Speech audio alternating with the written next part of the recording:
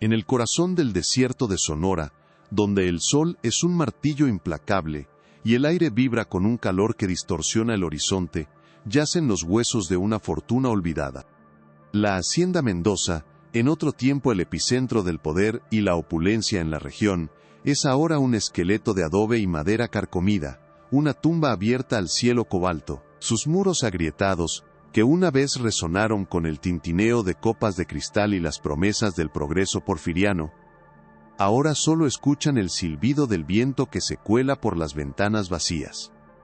Este viento, dicen los pocos ancianos que aún habitan las tierras cercanas, no es un simple fenómeno meteorológico, es un lamento, el eco perpetuo de una tristeza que se negó a ser enterrada. A poca distancia de la mansión en ruinas, una cicatriz en la tierra marca la entrada sellada a la mina La Sombra, el origen de la riqueza de los Mendoza, y según susurran, la causa de su perdición. La boca de la mina, clausurada con rocas y un siglo de silencio, parece un secreto que la propia tierra se esfuerza por guardar, un portal a una oscuridad que va más allá de la simple ausencia de luz, una oscuridad tejida con ambición, desesperación y la sangre de los inocentes. La historia oficial, la que se encuentra en los registros parroquiales y en las crónicas sociales de finales del siglo XIX, es tan pulcra como engañosa. Habla de Isabela Mendoza, la hija menor del patriarca don Ignacio. Una joven de 16 años cuya belleza era comparable solo a la pureza de su alma. Según estos documentos, en el otoño de 1899, Isabela fue enviada a un prestigioso convento en España para completar su educación y consagrar su espíritu, solo para sucumbir trágicamente a la tuberculosis unos meses más tarde. Una historia triste, pero no inusual para la época. Sin embargo, la leyenda local, esa historia paralela que crece en las sombras de los hechos documentados, cuenta una versión completamente diferente. En los pueblos cercanos, se habla de la niña perdida, el espíritu de una joven que nunca abandonó Sonora. Desapareció en una noche de luna nueva, sin dejar rastro, sin una carta de despedida, sin un solo testigo que la viera partir. Desde entonces, su presencia se siente en la hacienda, un frío inexplicable en los salones de baile cubiertos de polvo, un sollozo que el viento arrastra desde la entrada sellada de la mina. Una advertencia silenciosa para aquellos que se atreven a buscar la verdad detrás de la fortuna de los Mendoza, una fortuna que floreció de la noche a la mañana y se desvaneció con la misma misteriosa celeridad. Para el doctor Elías Valdés, un historiador especializado en la compleja economía del porfiriato, las leyendas no eran más que el ruido de fondo de la historia, la pátina de superstición que el tiempo aplica sobre los hechos duros y cuantificables. Era un hombre de archivos, un escéptico cuya fe residía únicamente en la tinta sobre el papel, en los libros de contabilidad y en la correspondencia oficial. Su obsesión no era con fantasmas, sino con un enigma económico que desafiaba toda lógica: el milagro Mendoza. En menos de una década, una familia de recursos modestos se había transformado en uno de los clanes más poderosos del norte de México. La narrativa aceptada de suerte, visión para los negocios y una veta de plata inesperadamente rica, le parecía una fachada demasiado simple, una explicación insuficiente para la escala y la velocidad de su ascenso. Sentía, con la intuición de un académico que ha pasado su vida descifrando las mentiras del pasado, que faltaba una pieza fundamental en el rompecabezas, una variable oculta en la ecuación del éxito de don Ignacio. Era esta necesidad intelectual, esta comezón por desmantelar un mito histórico, lo que lo había llevado a las ruinas de la hacienda, convencido de que en algún lugar, entre los restos de su biblioteca, encontraría la clave de una verdad mucho más pragmática, y sospechaba, infinitamente más brutal. La historia que estás a punto de escuchar quedó enterrada por más de un siglo. Antes de desenterrar este secreto, dinos en los comentarios desde qué ciudad nos acompañas.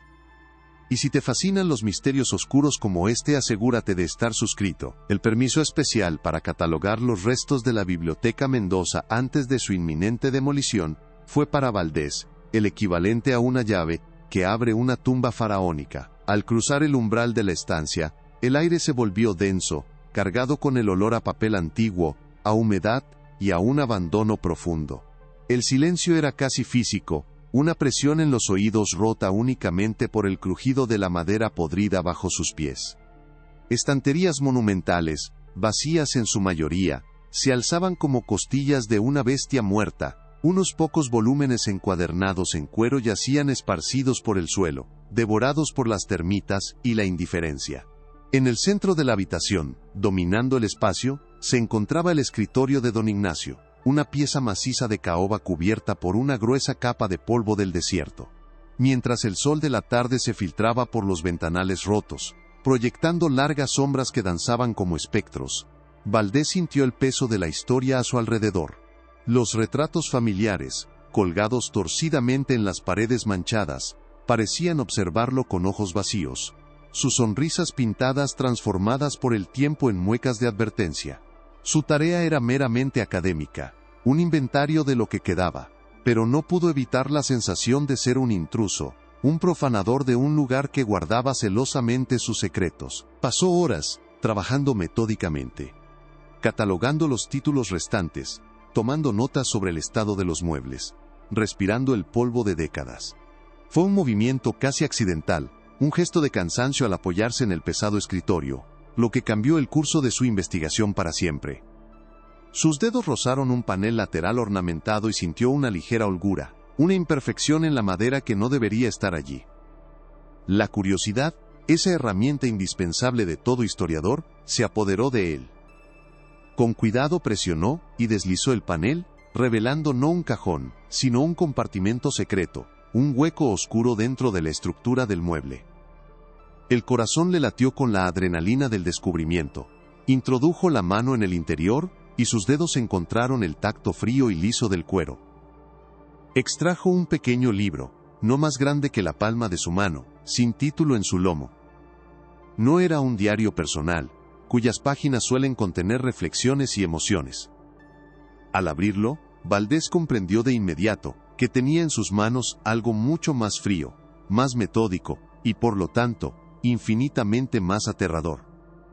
Era un libro de contabilidad privado, escrito con la caligrafía precisa y firme de don Ignacio Mendoza. Y en sus páginas, junto a los gastos de maquinaria y los salarios de los mineros, comenzaban a aparecer entradas crípticas que hicieron que el aire escapara de sus pulmones. Frases que transformaban un misterio económico en el prólogo de un horror inimaginable. Las páginas del libro de contabilidad privado de don Ignacio Mendoza se sentían frías bajo las yemas de los dedos de Elías Valdés, una frialdad que parecía emanar de la propia tinta, y no del ambiente de la biblioteca en ruinas. La caligrafía era un testimonio de la personalidad de su autor, precisa, controlada, cada número y cada letra formados con una disciplina férrea que no admitía errores ni ambigüedades. Las primeras páginas eran exactamente lo que un historiador económico esperaría encontrar. Listas meticulosas de gastos, toneladas de dinamita para abrir nuevas galerías, salarios pagados a los cientos de hombres que se dejaban la vida en las entrañas de la tierra. La compra de maquinaria de vapor importada desde Inglaterra, los costos de transporte del mineral de plata, hasta la fundición más cercana. Todo estaba allí, un registro impecable del nacimiento de un imperio. Valdés al principio, sintió la familiar satisfacción del académico que encuentra una fuente primaria en perfecto estado. Era un mapa detallado del Milagro Mendoza, la prueba documental de una mente para los negocios que rayaba en la genialidad. Mientras leía, el sol poniente teñía de naranja el polvo suspendido en el aire, y las sombras de las estanterías vacías se alargaban como dedos esqueléticos sobre el suelo de madera. El silencio de la hacienda era absoluto, un vacío sonoro que amplificaba el suave crujido del papel cada vez que pasaba una página. Fue en la 12ª página donde la lógica del libro comenzó a fracturarse. Entre una entrada que detallaba la compra de vigas de pino para apuntalar un túnel y otra sobre la adquisición de mulas de carga, apareció una línea que no encajaba en ninguna categoría contable conocida. Escrita con la misma caligrafía metódica, la entrada decía simplemente: pago a la beta madre. Valdés se detuvo, releyendo la frase una y otra vez. Su mente, entrenada para buscar patrones y explicaciones racionales, se puso a trabajar de inmediato. Quizás era un término local, una jerga minera para referirse a una inversión en exploración o en equipo especializado para la beta principal. Podría ser una especie de fondo de reserva, un nombre poético para el capital reinvertido en el corazón de la operación. Se aferró a estas explicaciones lógicas, tratando de encajar la anomalía dentro de los límites de la historia económica. Sin embargo, había algo en la elección de las palabras, un matiz casi reverencial, que le producía una extraña inquietud. No era el lenguaje de un empresario, sino el de un devoto. El viento sopló con más fuerza en el exterior, haciendo vibrar uno de los cristales rotos de la ventana, y el sonido se asemejó por un instante a un gemido bajo y prolongado que parecía subir desde las profundidades de la tierra. A medida que avanzaba en el libro, las entradas anómalas se volvían más frecuentes y su naturaleza, progresivamente más siniestra. Unas páginas más adelante, encontró otra anotación que hizo que un escalofrío le recorriera la espalda, a pesar del calor sofocante del desierto. Inversión de sangre. Las dos palabras estaban allí, desnudas y terribles, intercaladas entre los costos de los alimentos para el campamento minero, y la reparación de un generador. La razón luchaba por imponerse. Podría ser una metáfora, una expresión dramática para describir el trabajo duro y peligroso de los mineros, el sudor y la sangre que costaba arrancar la plata de la roca. Don Ignacio, a pesar de su pragmatismo, podría haber tenido un lado grandilocuente. Pero la frialdad con la que estaba registrada la frase, como si fuera un gasto más, un simple asiento en el libro mayor de su fortuna, contradecía cualquier interpretación poética. Valdés sintió que el aire en la habitación se enrarecía, como si el propio polvo que respiraba estuviera impregnado de un secreto tóxico. Se levantó y caminó hasta la ventana, mirando hacia la entrada sellada de la mina La Sombra, ahora una mancha oscura en la ladera de la colina bajo la luz moribunda del crepúsculo.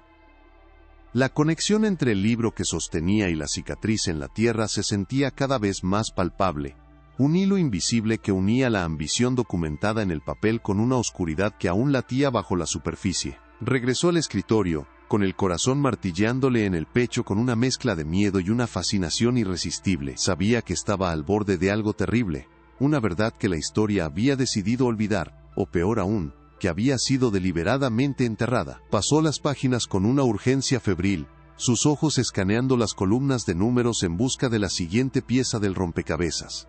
Y entonces la encontró, la última entrada críptica, registrada en la parte inferior de una página fechada en la primera semana de octubre de 1899. La caligrafía seguía siendo impecable, pero la frase que formaba era un abismo. Ofrenda final. Ya no había lugar para metáforas ni interpretaciones. La palabra ofrenda implicaba un ritual, un sacrificio. El término final sugería una culminación, el pago de una deuda terrible. Valdés sintió que la boca se le secaba. Sacó su cuaderno de notas, donde había transcrito las fechas clave de la historia oficial de la familia. Con manos temblorosas, buscó la fecha de la supuesta partida de Isabela Mendoza al convento en España. Sus ojos se abrieron con horror. La fecha coincidía. La ofrenda final había sido registrada en la misma semana en que la joven de 16 años desapareció para siempre de los anales de la historia, borrada por una conveniente y trágica historia de enfermedad en un continente lejano. El misterio económico se había transformado, en el lapso de una hora, en la crónica de un asesinato. Los días siguientes fueron una espiral de actividad febril para Elías Valdés. El libro de contabilidad era una acusación, pero una acusación privada. Las palabras de un hombre escritas en secreto. Necesitaba corroboración, una prueba externa que pudiera anclar la horrible teoría que se estaba formando en su mente, en la realidad de los hechos documentados. Su primer instinto, el del historiador, lo llevó lejos de la desolación de la hacienda Mendoza, hacia los archivos regionales en la capital del estado. Su objetivo era simple y directo: encontrar cualquier evidencia del viaje de Isabela a España. Si la historia oficial era cierta, debía haber un rastro, una huella de papel que confirmara su partida. Pasó días enteros en una sala silenciosa y polvorienta, rodeado de volúmenes encuadernados que olían a tiempo y a olvido. Sus dedos, manchados de tinta y polvo, revisaron meticulosamente los manifiestos de pasajeros de todos los barcos que zarparon de los puertos mexicanos hacia Europa entre 1899 y 1900. Cada nombre, cada destino, cada billete comprado fue examinado con una lupa. La tarea era agotadora, una búsqueda de una aguja en un pajar de burocracia centenaria pero la imagen de la frase ofrenda final lo impulsaba a seguir adelante, negándole el descanso. La frustración comenzó a asentarse como una capa de polvo sobre su espíritu. Después de 2 semanas de búsqueda implacable, el resultado fue un vacío absoluto. El nombre de Isabela Mendoza no aparecía en ninguna parte. No había registro de un pasaje comprado a su nombre, ni de su inclusión en ninguna lista de pasajeros. No había cruzado legalmente la frontera, ni había abordado ningún barco con destino a España. La historia que la familia había contado a la sociedad sonorense, la narrativa de la hija devota enviada a un convento europeo, era una construcción, una mentira cuidadosamente elaborada, para ocultar su verdadera desaparición. Valdés se recostó en su silla, el crujido de la madera resonando en el silencio del archivo. El callejón sin salida no era una derrota, sino una confirmación. La ausencia de pruebas era, en sí misma, una prueba. Demostraba que el encubrimiento había comenzado la misma noche en que ella se desvaneció. La pregunta ya no era si había sido asesinada, sino cómo y por qué. El libro de contabilidad de su padre ofrecía una respuesta monstruosa, pero aún necesitaba más. Necesitaba entender la mentalidad detrás del acto, la herejía que había llevado a un hombre a sacrificar a su propia hija. Su siguiente parada fue el archivo diocesano, un lugar de piedra fría y silencio reverencial en el corazón de la ciudad de Hermosillo. Si la familia Mendoza era tan devotamente católica como su reputación pública sugería, la iglesia local debía tener registros detallados de sus vidas. Valdés esperaba encontrar algo, cualquier cosa, una carta, una nota en los márgenes de un libro de bautismos, una mención de la partida de Isabela. Al principio, su búsqueda resultó tan infructuosa como la anterior. Los registros parroquiales de la época eran impecables. Mostraban el bautismo de Isabela, su primera comunión, las generosas donaciones de don Ignacio a la iglesia. Pero después de una fecha concreta en el otoño de 1899, su nombre simplemente dejaba de aparecer. No había ninguna nota sobre su viaje, ninguna solicitud de oración por su salud en el extranjero, nada. Era como si, para la iglesia, también hubiera dejado de existir.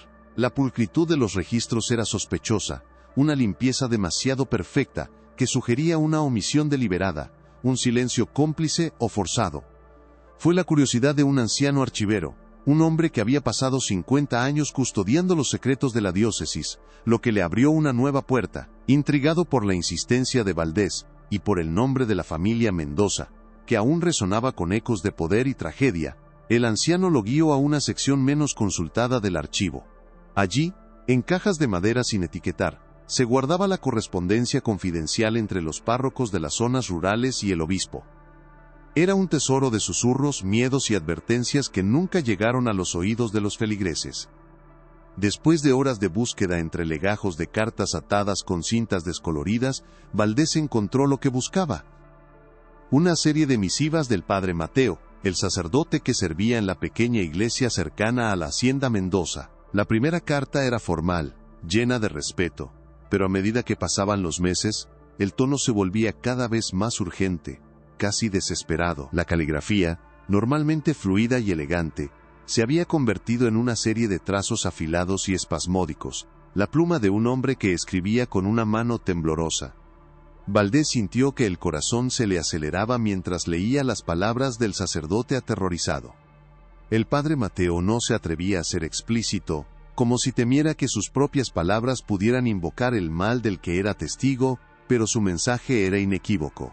Hablaba de la creciente reclusión de don Ignacio, de cómo el patriarca había comenzado a rechazar los sacramentos, prefiriendo pasar noches enteras en la mina. Escribía sobre prácticas paganas que habían echado raíces en el corazón de su benefactor. Una terrible herejía que mezclaba la fe cristiana con creencias antiguas y oscuras, ligadas a la tierra y a la riqueza que ésta ofrecía. En una de las cartas, el sacerdote mencionaba su profunda preocupación por la familia, especialmente por la joven Isabela, a quien describía como un alma pura atrapada en una casa cuya santidad había sido profanada. El sacerdote le suplicaba al obispo que interviniera, que enviara a alguien, que hiciera algo antes de que el alma de don Ignacio se perdiera por completo en la oscuridad que él mismo estaba cortejando en las profundidades de su mina. La carta final era la más devastadora. Estaba fechada una semana después de la desaparición de Isabela. El tono ya no era de urgencia, sino de una derrota absoluta y resignada. El padre Mateo informaba al obispo de la repentina partida de la joven a España, repitiendo la historia oficial, pero entre líneas se leía un horror sin nombre. Escribió: «He fallado en mi deber de pastor. El lobo no vino de fuera, sino que habitaba en el mismo redil. Que Dios se apiade de su alma inocente, pues ha sido entregada a una oscuridad de la que no hay retorno». La carta terminaba abruptamente, y los registros mostraban que, un mes después, el padre Mateo había solicitado un traslado a la parroquia más remota y aislada de la diócesis, como un hombre que huye de un fantasma. Para Valdés, la carta era la pieza que conectaba el libro de contabilidad con la realidad humana. Ya no se trataba solo de un crimen, sino de una perversión de la fe, un pacto faústico sellado no con un demonio de azufre, sino con la promesa de la plata enterrada bajo el desierto de Sonora. El historiador se quedó sentado en el silencio del archivo diocesano durante mucho tiempo, con la carta del padre Mateo sobre la mesa frente a él. Las piezas del rompecabezas comenzaban a encajar, formando una imagen mucho más monstruosa de lo que jamás había imaginado. El milagro económico de los Mendoza no se basaba en la visión para los negocios ni en la suerte. Se basaba en un sistema de creencias retorcido, en un culto a la riqueza que exigía el sacrificio más alto.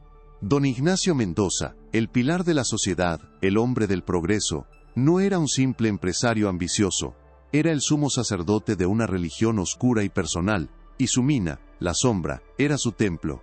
La ofrenda final registrada en su libro de contabilidad ya no era una frase críptica, era la confesión de un asesinato ritual. La desaparición de su hija no fue un encubrimiento para ocultar un crimen pasional o un accidente vergonzoso, fue el acto culminante de su fe herética, el sacrificio deliberado de lo que más debería haber amado para apaciguar a la entidad ctónica que, en su mente delirante, era la dueña de la plata. Valdés comprendió en ese momento que la investigación había cambiado de rumbo de forma irreversible. Ya no estaba simplemente desenterrando los secretos financieros de una familia poderosa, estaba exhumando la historia de una atrocidad, dando voz a un sacerdote aterrorizado, y a una joven cuyo destino había sido reescrito para servir a la codicia de su padre. La leyenda local de la niña perdida, el espíritu que lloraba en la hacienda, adquirió una nueva y terrible resonancia. No era una simple historia de fantasmas para asustar a los niños, era la memoria popular, la verdad distorsionada por el tiempo y el miedo, el eco de un grito que se había negado a ser silenciado por completo. Sabía que su trabajo estaba lejos de terminar. El libro y la carta eran los pilares de su teoría, pero necesitaba más. Necesitaba pruebas físicas. Necesitaba encontrar el testimonio de alguien que hubiera estado dentro de la casa, que hubiera visto la transformación de don Ignacio, que hubiera sentido el miedo crecer entre las paredes de la opulenta hacienda. Su mente se fijó en un nuevo objetivo: encontrar cualquier diario, cualquier correspondencia personal de la familia que pudiera haber sobrevivido al paso del tiempo y al abandono. Debía encontrar la voz de un testigo. Al salir del archivo diocesano, el mundo exterior parecía extrañamente normal. La gente caminaba por las calles, los comerciantes pregonaban sus mercancías, el sol brillaba en el cielo. Pero para Elías Valdés, todo estaba teñido por la oscuridad que había descubierto. Veía el pasado superpuesto al presente, las sombras de don Ignacio y su familia proyectadas sobre la modernidad. Sentía el peso de la historia que llevaba consigo, un conocimiento que lo aislaba del resto del mundo. La mayoría de la gente veía las ruinas de la hacienda Mendoza como un recordatorio pintoresco de una época pasada, un lugar para leyendas y cuentos de fantasmas. Solo él sabía ahora que no era un lugar embrujado por espíritus, sino por la memoria de un horror muy humano, de una ambición tan desmedida que había devorado a sus propios hijos. La búsqueda de la verdad se había convertido en una obligación moral, un deber, para con Isabela y para con el aterrorizado padre Mateo. Tenía que seguir adelante, sin importar cuán profundo tuviera que cavar en la oscuridad. El viaje de regreso a la región de la hacienda fue largo y silencioso. Valdés conducía por las carreteras polvorientas del desierto, el paisaje árido y vasto, reflejando el vacío que sentía en su interior. La euforia inicial del descubrimiento en el archivo había sido reemplazada por una sombría determinación. Se sentía como un detective persiguiendo a un asesino a través del tiempo, con un siglo de retraso. Las pistas eran frágiles, los testigos estaban muertos y el escenario del crimen estaba sellado bajo toneladas de roca y silencio. Sin embargo, ahora tenía un nuevo enfoque. Ya no buscaba en archivos públicos, sino en los restos privados de la vida de los Mendoza. Su esperanza residía en la posibilidad de que, en algún rincón olvidado de la hacienda en ruinas, en algún baúl carcomido por las termitas, existiera un documento que hubiera escapado a la purga de la historia, un testimonio de primera mano del horror que se había desarrollado en esa casa. Necesitaba la voz de doña Elvira, la matriarca, la esposa de don Ignacio y la madre de Isabela. Ella debió haber visto, debió haber sabido. Su silencio en los registros oficiales era tan ensordecedor como la ausencia de su hija. La noche cayó sobre el desierto mientras Valdés se acercaba a su destino. La luna, casi llena, bañaba el paisaje con una luz plateada y fantasmal, haciendo que las ruinas de la hacienda parecieran aún más espectrales. Aparcó el coche a una distancia prudencial y caminó hacia la estructura esquelética, el crujido de la grava bajo sus botas como el único sonido en la quietud de la noche. Se detuvo frente a la mansión, observando las cuencas vacías de sus ventanas, que parecían ojos oscuros que lo miraban fijamente. El viento silbaba a través de los salones en ruinas, y esta vez, Valdés ya no lo oía como un simple fenómeno meteorológico. Lo oía como un lamento, como el eco de la advertencia del padre Mateo, como el susurro del nombre de Isabela llevado por la brisa del desierto. La investigación había entrado en su fase más peligrosa, no por un riesgo físico, sino por la carga psicológica de lo que estaba a punto de descubrir.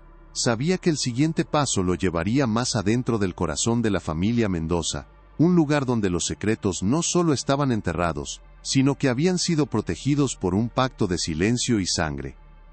El libro de contabilidad de don Ignacio era el mapa de sus crímenes. La carta del padre Mateo era el testimonio del horror visto desde fuera. Ahora, Valdés necesitaba encontrar el diario de la pesadilla vivida desde dentro. Necesitaba encontrar las palabras de alguien que hubiera compartido la mesa con el monstruo, que hubiera dormido bajo el mismo techo, que hubiera visto el amor transformarse en una devoción fanática y asesina. Su atención se centró en los aposentos privados de la familia, en las habitaciones que habían sido el santuario de su vida íntima.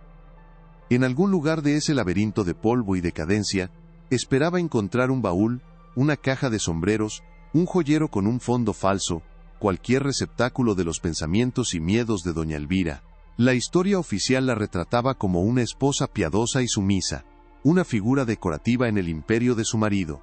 Pero Valdés se negaba a creer que hubiera sido una espectadora pasiva. Debía haber luchado, debió haber sufrido, debió haber dejado un rastro de su angustia. Encontrar ese rastro era ahora la clave para desvelar la historia completa. La búsqueda de Valdés en los archivos había revelado la estructura del encubrimiento, las mentiras contadas al mundo exterior. Ahora, su búsqueda se centraba en la hacienda, el epicentro del crimen, para descubrir la verdad emocional de la tragedia. La combinación del libro de contabilidad y la carta del sacerdote había transformado una investigación académica en una cruzada personal. El historiador escéptico se había visto obligado a confrontar una maldad que desafiaba la explicación racional. Una locura metódica que se disfrazaba de piedad y progreso. El milagro Mendoza no era un misterio económico, sino una fábula moral sobre la corrupción del alma humana. Don Ignacio no había encontrado una veta de plata, había desatado una veta de oscuridad que corría por debajo de su propia casa, una oscuridad que exigía ser alimentada, y Valdés sabía con una certeza que le helaba los huesos, que su hija Isabela no había sido la primera ni la única fuente de ese alimento macabro. Con la luz de una linterna abriéndose paso a través de la oscuridad de la noche, Elías Valdés se preparó para volver a entrar en la hacienda. Ya no era solo un historiador catalogando los restos de una biblioteca. Era un exhumador de verdades, un arqueólogo de la depravación. Cada crujido de la madera, cada ráfaga de viento, cada sombra danzante en la pared parecía cargada de significado, como si la propia casa estuviera tratando de contarle su historia. El primer acto de su investigación había terminado. había descubierto el qué y el cuándo del crimen. Ahora comenzaba el segundo acto, la búsqueda del porqué en su totalidad, la exploración de la psicología de la familia Mendoza y la escala completa de su herejía. La noche en el desierto de Sonora era profunda y estaba llena de secretos, y Valdés estaba decidido a no descansar hasta que cada uno de ellos hubiera sido arrastrado, gritando, hacia la luz. El haz de su linterna cortó la penumbra del gran salón, iluminando el polvo que flotaba como nieve sucia en el aire inmóvil. Se dirigió hacia la escalera principal, cuyos escalones de mármol agrietado parecían conducir a una oscuridad aún más profunda en el piso superior, donde se encontraban los dormitorios de la familia. Cada paso que daba resonaba en el silencio, un sonido profano en un lugar que había guardado su secreto durante más de un siglo. Su mente repasaba las pistas, el libro de contabilidad, la carta del sacerdote. Eran los dos pilares sobre los que se construiría el resto de la investigación. Ya no había vuelta atrás. La historia de Isabela Mendoza exigía ser contada, no como una leyenda susurrada al calor de una fogata, sino como un hecho histórico, una advertencia terrible sobre la delgada línea que separa la ambición de la barbarie.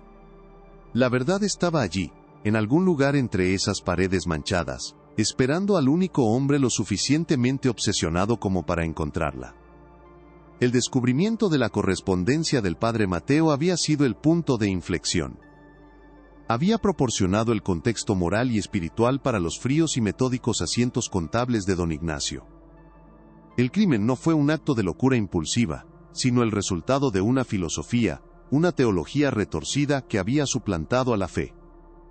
Valdés ahora entendía que no estaba tratando con un simple asesino, sino con un hombre que se creía justificado, un hombre que creía estar participando en un intercambio sagrado con las fuerzas primordiales de la tierra. Esta comprensión hacía que el crimen fuera aún más escalofriante. No era la ausencia de moralidad lo que había impulsado a don Ignacio, sino la creación de una nueva, una, en la que el sacrificio humano era una inversión legítima, un gasto necesario para asegurar la prosperidad. El historiador sintió una náusea profunda al contemplar la enormidad de esa convicción. Mientras subía la escalera, el aire se volvió notablemente más frío, un fenómeno que su mente racional atribuyó a las corrientes de aire que entraban por los techos derrumbados, pero que su instinto percibía como algo más. Era como si estuviera ascendiendo hacia el epicentro de la tristeza de la casa, hacia las habitaciones donde el miedo y la desesperación se habían vivido de forma más intensa. El pasillo del segundo piso estaba flanqueado por puertas, la mayoría arrancadas de sus bisagras. Los retratos familiares colgaban torcidos, sus rostros descoloridos por el sol y la humedad, sus ojos pintados parecían seguirlo en la oscuridad. Pasó junto al retrato de don Ignacio, un hombre de mirada severa y mandíbula apretada, la encarnación de la autoridad porfiriana. Luego, el de doña Elvira, cuya sonrisa pintada parecía frágil, casi a punto de romperse. Y finalmente, al final del pasillo, el retrato de Isabela, una joven con ojos llenos de una luz que la historia se había encargado de apagar de la forma más brutal posible. La investigación había revelado que el crimen inicial, la desaparición de Isabela, era solo la punta de un iceberg de oscuridad. Las palabras del padre Mateo sobre las prácticas paganas y la herejía de don Ignacio sugerían un patrón, un sistema que probablemente se había establecido mucho antes de la ofrenda final. Valdés se dio cuenta de que su tarea ahora era descubrir el alcance de ese sistema. ¿Fue Isabela la única víctima? ¿O fue simplemente la más personal, la más valiosa? La pregunta flotaba en el aire silencioso de la hacienda, cargada de implicaciones aterradoras.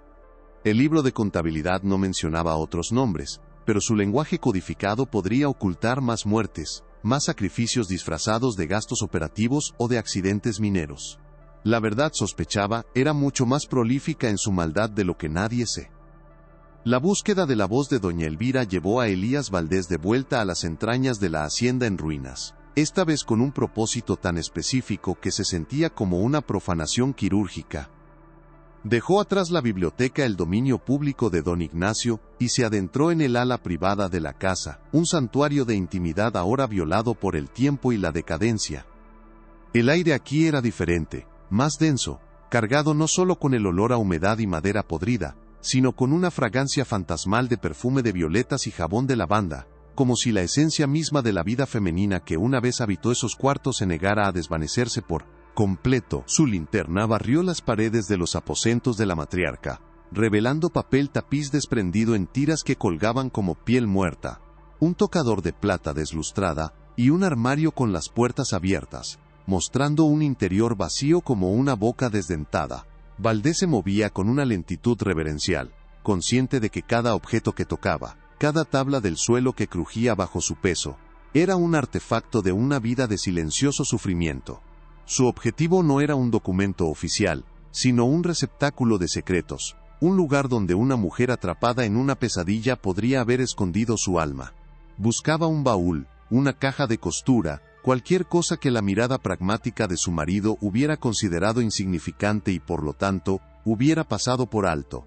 La esperanza era una llama frágil en la inmensa oscuridad de la casa, pero la necesidad de escuchar la voz de Elvira, de entender su papel en la tragedia, era un combustible que mantenía viva esa llama. Fue a los pies de la cama con dosel, una estructura esquelética de caoba que dominaba la habitación, donde encontró su objetivo, semioculto bajo un montón de cortinas podridas que se habían desprendido del techo. Yacía un baúl de viaje de cuero oscuro, con herrajes de latón corroídos por el verdín. No era grande ni ostentoso, era el tipo de equipaje que una joven novia traería a su nuevo hogar, lleno de esperanzas y sueños que el desierto de Sonora se encargaría de convertir en polvo. El corazón de Valdés latió con una anticipación casi dolorosa. Se arrodilló sobre el suelo polvoriento, el sonido de sus rodillas sobre la madera resonando en el silencio. Las cerraduras estaban oxidadas pero no cerradas con llave. Con un esfuerzo considerable, y el sonido metálico de un chirrido agónico que pareció protestar por la violación, logró abrir los pestillos. El olor que se desprendió del interior fue abrumador, una mezcla de naftalina, tela de lino reseca, y el aroma inconfundible del papel envejecido. Dentro, cuidadosamente doblados, había vestidos de seda amarillentos, un par de guantes de encaje y un abanico de marfil roto. Eran las reliquias de una vida anterior, de una mujer que una vez bailó y sonrió. Pero debajo de todo, en el fondo del baúl, había un paquete envuelto en tela de seda, y atado con una cinta azul descolorida. Con manos que temblaban ligeramente, Valdés deshizo el nudo, y reveló una pila de cartas, docenas de ellas, escritas con una caligrafía elegante y fluida, que contrastaba violentamente con la precisión marcial de la de su marido. Eran las cartas de doña Elvira a su hermana, la voz que había venido a buscar. El historiador se sentó en el suelo, con la espalda apoyada contra el marco de la cama, e iluminó la primera carta con el haz de su linterna. El mundo exterior con su luna y sus estrellas dejó de existir. Solo quedaba él, el silencio de la habitación y la voz de una mujer muerta hacía mucho tiempo. Las primeras cartas eran un retrato de la felicidad conyugal y la prosperidad. Elvira describía con orgullo el crecimiento de la fortuna familiar, la construcción de la hacienda, los bailes y las cenas que cimentaban su estatus como los nuevos monarcas del desierto. Hablaba de su marido, con una admiración que rayaba en la devoción, llamándolo un hombre de visión, un gigante que podía doblegar la voluntad de la tierra. Describía a su hija Isabela como la luz de sus ojos, una criatura de belleza y bondad, que era la prueba viviente de la bendición de Dios sobre su casa. Mientras leía estas primeras misivas, Valdés sintió una punzada de tristeza. Esta era la fachada, la historia que se contaban a sí mismos y al mundo. Era una narrativa de éxito y piedad tan perfecta que parecía casi frágil, como un cristal a punto de estallar. Y sabía, con la certeza de quien ya conoce el final de la historia, que las grietas no tardarían en aparecer. Siguió leyendo, pasando de una carta a la siguiente, sintiendo cómo la atmósfera de la habitación a su alrededor parecía volverse más fría, más opresiva, con cada página que pasaba. Estaba descendiendo, junto con Elvira, a la oscuridad que se estaba gestando bajo la superficie de su vida dorada. El cambio de tono fue sutil al principio, una nota de inquietud que se colaba entre las descripciones de la vida social. Elvira comenzó a mencionar la creciente obsesión de su marido con la mina La Sombra. Ya no era solo un negocio. Se había convertido en su santuario, su confesionario. Ella escribió a su hermana: Ignacio pasa más noches en la boca de la mina que en nuestro lecho. Dice que debe escuchar a la tierra, que la plata tiene una voz, y solo él puede entender su lenguaje. Al principio, Valdés interpretó estas líneas como la queja de una esposa solitaria, la metáfora de un hombre consumido por su trabajo. Pero a medida que avanzaba, el lenguaje de Elvira se volvía más literal, más aterrorizado. Describía cómo su marido había comenzado a realizar lo que él llamaba rituales nocturnos. Extrañas ceremonias en la entrada de la mina que involucraban cánticos en un dialecto que ella no reconocía, y ofrendas de comida y vino vertidas directamente sobre la tierra. El catolicismo devoto que una vez profesaron había sido suplantado por algo más antiguo, más oscuro, una fe sincrética que mezclaba los símbolos cristianos con una adoración pagana a la riqueza que emanaba de las profundidades. La carta del padre Mateo cobró vida en las palabras de Elvira, ya no como la observación de un extraño, sino como la crónica íntima de una mujer que veía a su marido transformarse en un monstruo ante sus propios ojos. La desesperación de Elvira se hizo palpable en las últimas cartas, su caligrafía volviéndose cada vez más errática, las manchas de tinta como lágrimas secas sobre el papel. El foco de su miedo se había desplazado de su marido a su hija. Don Ignacio había comenzado a tratar a Isabela de una manera extraña y posesiva, separándola de sus amigos, prohibiéndole salir de los terrenos de la hacienda. En una carta que hizo que a Valdés se le helara la sangre, Elvira escribió: él la llama la joya de la corona, la pieza más pura y valiosa de su tesoro. Dice que su pureza es la clave, el catalizador que garantizará nuestra fortuna para siempre.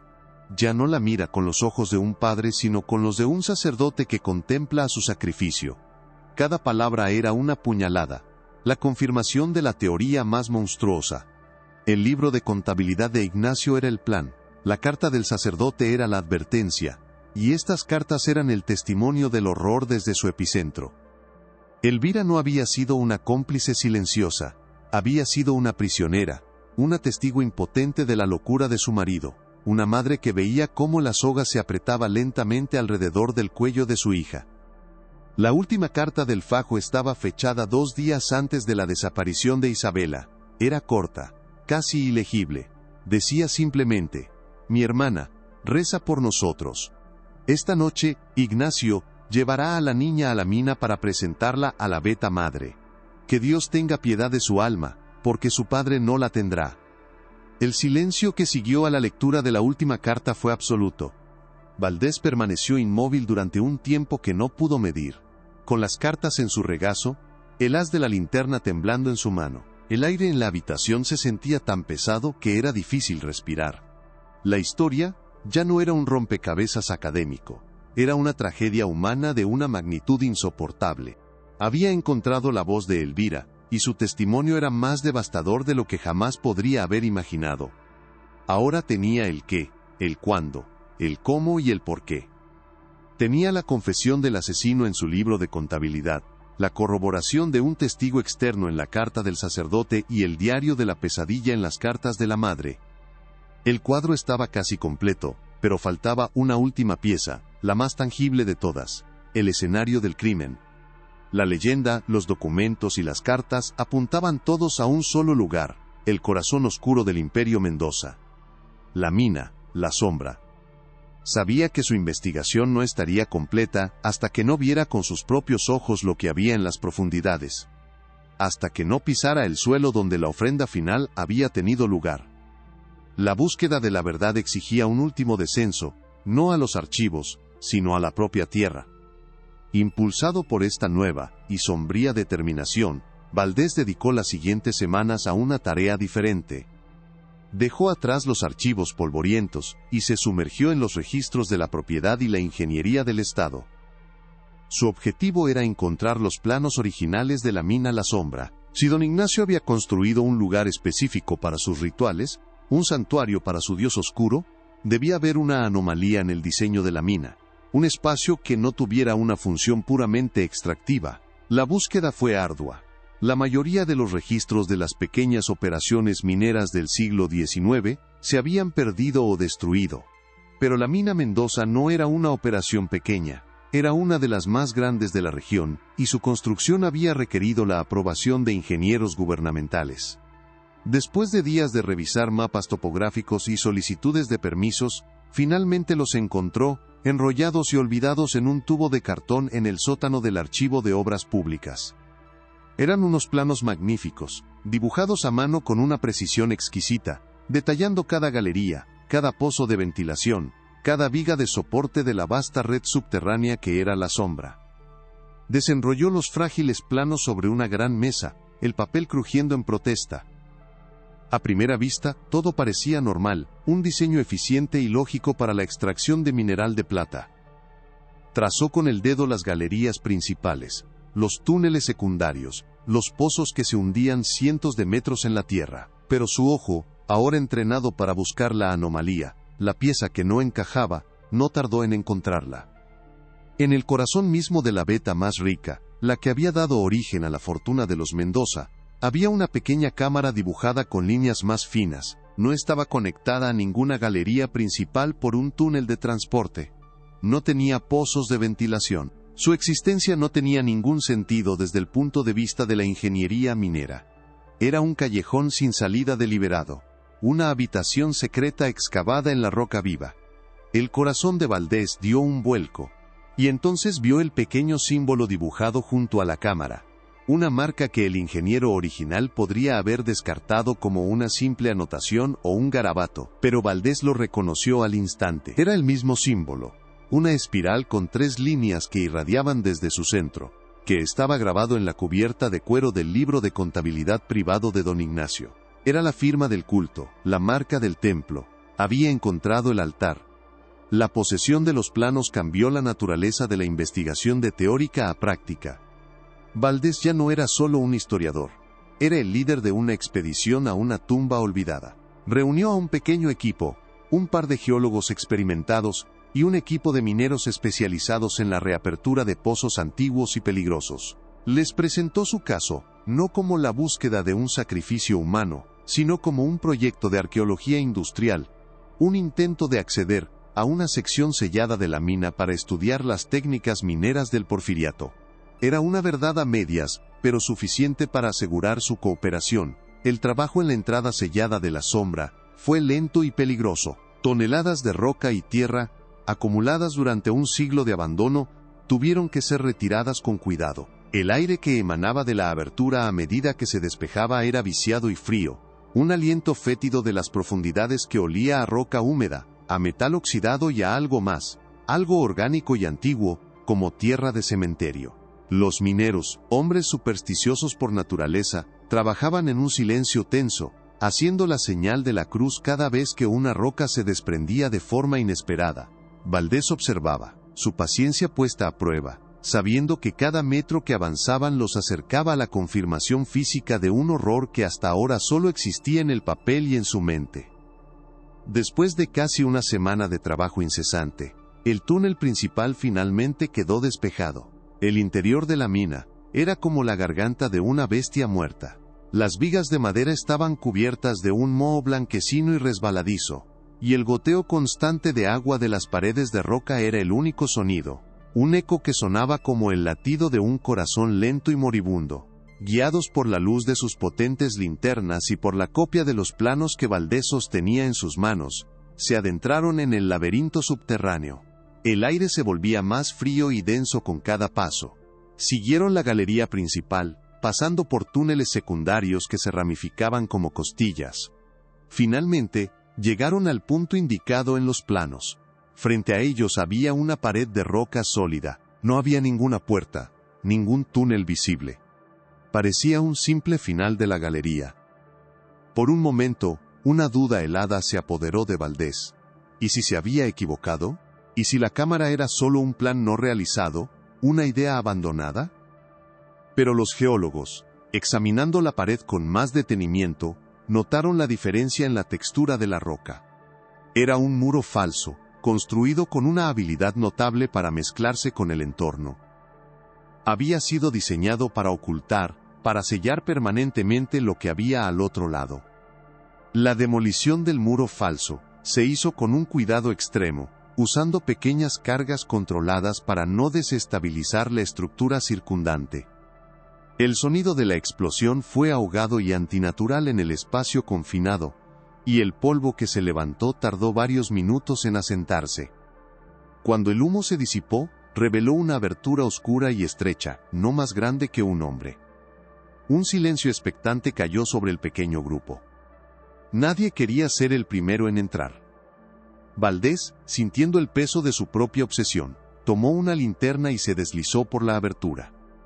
El espacio al otro lado era pequeño, casi claustrofóbico, y la roca de las paredes parecía absorber la luz en lugar de reflejarla. El aire era increíblemente frío, y estaba completamente inmóvil, como si hubiera estado atrapado allí durante 100 años. Apuntó su linterna hacia el centro de la cámara, y el haz de luz cayó sobre un bloque de roca toscamente tallado, de la altura de la cintura, que se alzaba desde el suelo. Era un altar, y sobre el altar, esparcidos en un desorden antinatural, yacían los pequeños y frágiles huesos de un esqueleto humano. La verdad, ya no era una teoría. Estaba allí, frente a él, en la forma de los restos profanados de una niña. Se acercó al altar, con una mezcla de horror y reverencia. Los huesos eran pequeños, los de una adolescente. El cráneo estaba intacto, vuelto hacia un lado, las cuencas vacías parecían mirar hacia la oscuridad eterna de la mina. Alrededor de las vértebras del cuello, brillando débilmente a la luz de su linterna, había un delicado collar de plata, ennegrecido por el tiempo. Colgando del collar había un pequeño medallón. Con un dedo tembloroso, Valdés lo limpió del polvo de un siglo y reveló la letra grabada en su superficie. Una I mayúscula, elegante y ornamentada. Isabela. El nombre resonó en el silencio de la tumba, una confirmación final y desgarradora. La leyenda de la niña perdida era real. No había viajado a España. No había muerto de tuberculosis. Había sido llevada a este agujero oscuro y frío en las entrañas de la tierra, y asesinada por su propio padre sobre este altar pagano. Valdés sintió que el aire escapaba de sus pulmones, y tuvo que apoyar una mano en la pared de roca para mantenerse en pie, la piedra fría e irregular anclándolo a la terrible realidad del momento. Pero el horror aún no había terminado. El verdadero abismo estaba a punto de abrirse ante él. Mientras su mirada se acostumbraba a la penumbra, y mientras los otros miembros del equipo entraban en la cámara, sus linternas añadiendo más luz a la escena, Valdés notó algo más. Las paredes de la cámara no eran lisas. Estaban cubiertas de marcas, de grabados toscos hechos en la roca. Al principio, pensó que eran formaciones naturales o marcas de herramientas, pero al acercarse, vio que eran letras. Nombres. Decenas de pequeños nombres grabados en la piedra, cada uno seguido de una fecha. Eran nombres comunes, los nombres de los hijos de los trabajadores. Juan, María, Pedro, José. Las fechas se extendían a lo largo de casi una década, comenzando poco después de la apertura de la mina y terminando en 1899. De repente, Valdés recordó los informes de la época que había leído de pasada. Las notas a pie de página de la historia. Los accidentes inexplicables. Los niños de los mineros que desaparecían en el vasto desierto, atribuidos a los peligros de la vida en la frontera. Pero no habían sido accidentes. No habían huido. Habían sido llevados aquí. Isabela no había sido la primera. Había sido la última, la culminación, la ofrenda final, el pago a la beta madre y la inversión de sangre que había leído en el libro de contabilidad de don Ignacio no eran metáforas. Eran un registro literal de un sistema sostenido de sacrificios humanos.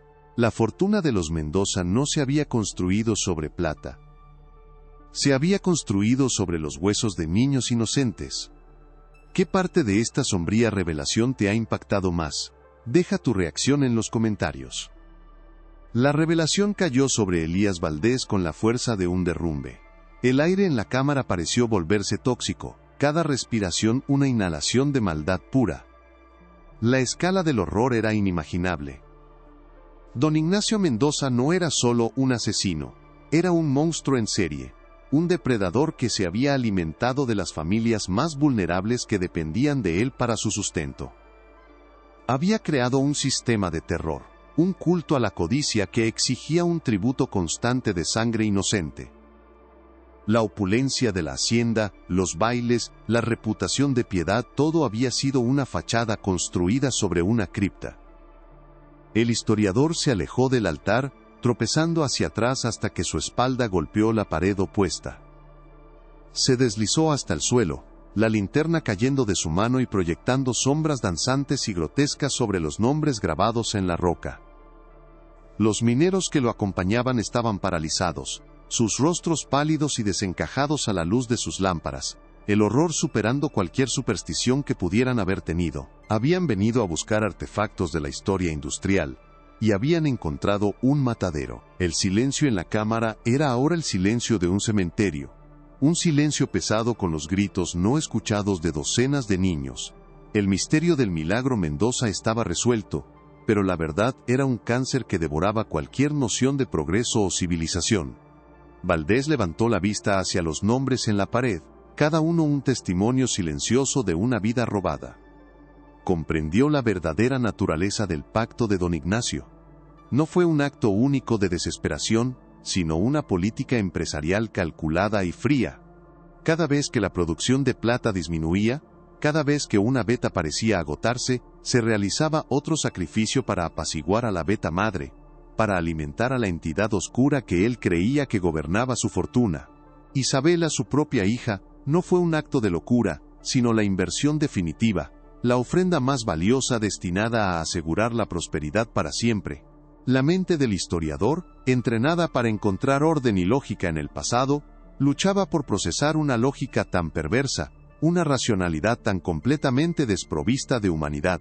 Se dio cuenta de que el verdadero horror no era que don Ignacio estuviera loco, sino que, a su manera retorcida, había sido completamente cuerdo. Había creado un sistema, había seguido sus reglas, y lo había documentado en su libro de contabilidad, con la misma precisión con la que registraba la compra de dinamita. En ese momento, en las profundidades de la tierra, Elías Valdés tuvo en su poder todas las piezas del rompecabezas. El libro de contabilidad de don Ignacio era el plan maestro. La carta del padre Mateo era la advertencia ignorada. Las cartas de doña Elvira eran el grito de una víctima atrapada. Los planos de la mina eran el mapa del tesoro macabro. Y esta cámara, este altar, estos huesos y estos nombres, eran la prueba física e irrefutable. La investigación había llegado a su fin. El escenario estaba listo para el confrontamiento final, no con un hombre, que ya era polvo, sino con su legado. La tarea de Valdés ya no era descubrir la verdad, sino contarla. Tenía la obligación de dar nombre a cada una de las víctimas grabadas en esa pared, de arrancar la historia de Isabela Mendoza de las garras de la leyenda, y devolverla al reino de la historia, por muy terrible que fuera. El descenso a la oscuridad había terminado. Ahora comenzaba la difícil tarea de llevar esa oscuridad a la luz, sabiendo que su brillo cambiaría para siempre la forma en que el mundo recordaba a la familia Mendoza, y la fortuna que habían construido con sangre.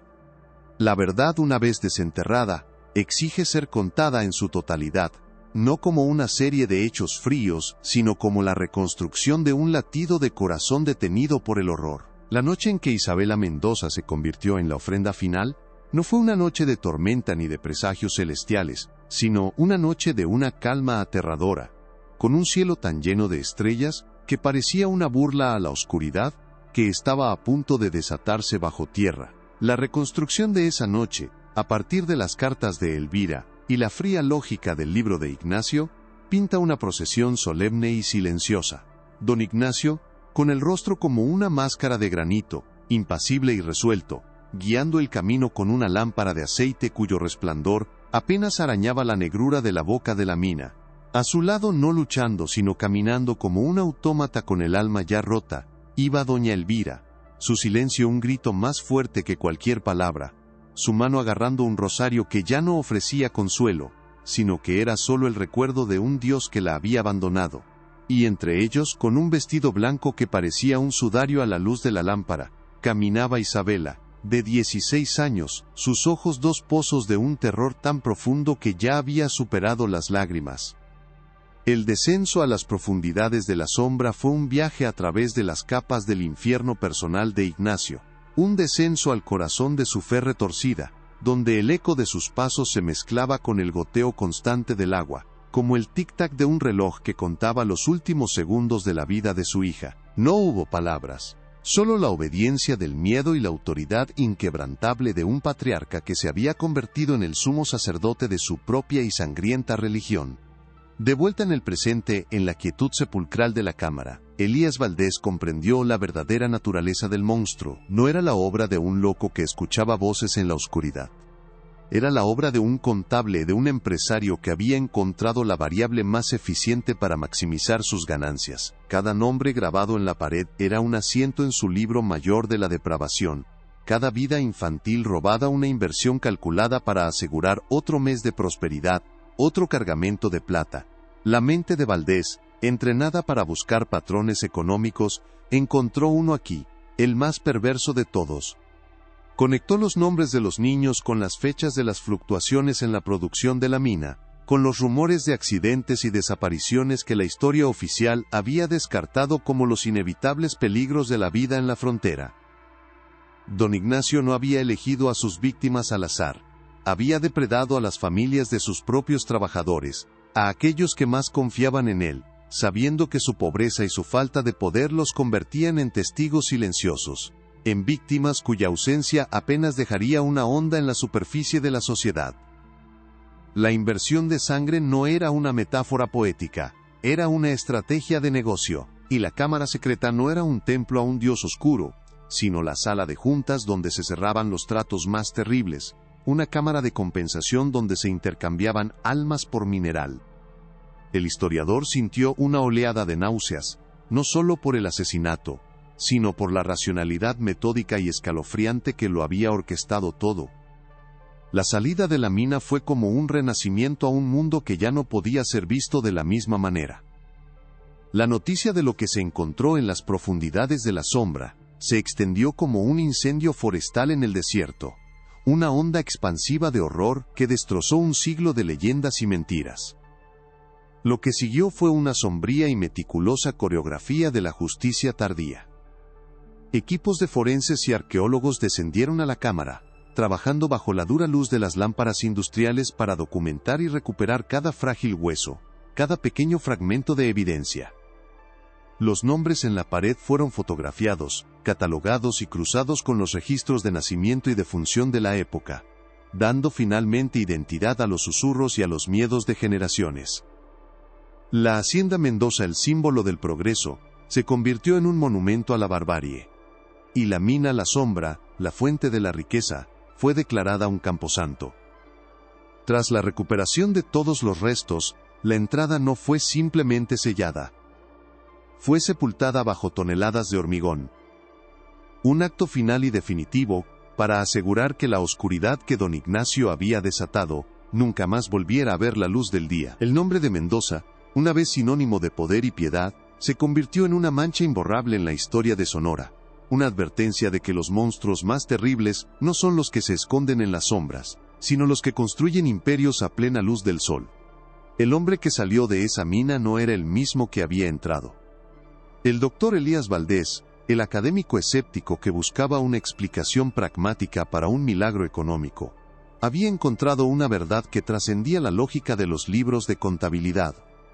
Había resuelto el enigma que lo obsesionaba, había publicado el artículo que cimentaría su carrera y le daría renombre mundial, pero su victoria se sentía como ceniza en la boca. Se había convertido en el guardián de un cementerio de secretos, el confesor de una tragedia tan vasta que a menudo lo despertaba en mitad de la noche, con el eco de los nombres grabados en la roca resonando en el silencio de su estudio. El polvo de los archivos, que una vez fue para él una fuente de consuelo y certeza, ahora parecía estar compuesto por las partículas de vidas olvidadas. Ya no podía leer un registro de la época, sin preguntarse qué horrores se ocultaban entre las líneas de la burocracia, qué silencios cómplices se escondían detrás de la pulcra caligrafía de los informes oficiales. Su búsqueda de la verdad lo había llevado al corazón de la oscuridad humana, y una parte de esa oscuridad se había quedado con él, una sombra permanente en su alma, el pesado conocimiento de que la historia no es solo un relato de hechos, sino un vasto océano de dolor que solo ocasionalmente permite que sus muertos lleguen a la orilla. La leyenda de la niña perdida murió la noche en que se abrió la tumba de la sombra, pero de sus cenizas nació algo más verdadero y más triste. La historia ya no hablaba de un único espíritu errante, sino del lamento colectivo de docenas de niños, un coro de almas robadas cuyo eco finalmente había encontrado una voz. El viento que silbaba a través de las ruinas de la hacienda ya no era un simple susurro, sino el murmullo de sus nombres, una letanía que la comunidad local ahora entendía no como superstición, sino como memoria. Sin embargo, la investigación de Valdés desenterró una ironía final, la más cruel de todas. Los registros geológicos demostraron que, apenas 5 años después de la muerte de don Ignacio, la gran veta de plata de la sombra se agotó por completo. La fortuna de los Mendoza, construida sobre una montaña de cadáveres, se desvaneció en menos de una generación, evaporándose tan misteriosamente como había aparecido. Y esto deja una pregunta final, una que resuena en la oscuridad de la mina sellada. ¿Qué es más aterrador? ¿Un pacto con una entidad primigenia que exige el precio más alto y cumple su promesa? ¿O una fe delirante que lleva a un hombre a sacrificarlo todo, incluyendo su propia alma y la de su hija, para no recibir absolutamente nada a cambio? La respuesta yace enterrada bajo el hormigón, en el silencio eterno del desierto de Sonora. La historia de la familia Mendoza es un recordatorio de que las fachadas más respetables pueden ocultar los cimientos más podridos, y que la verdad, por muy profundo que se la entierre, siempre lucha por salir a la superficie. A veces, solo necesita que alguien esté dispuesto a escuchar sus susurros y acabar en la oscuridad con la única herramienta que puede vencer al tiempo: la persistencia. Si la búsqueda de la verdad en este caso te mantuvo cautivo hasta el final, demuestra tu apoyo dándole un me gusta al video y compartiéndolo con alguien que también adore un buen misterio. Y para no perderte ninguna de nuestras futuras investigaciones en archivos olvidados, suscríbete y activa la campana.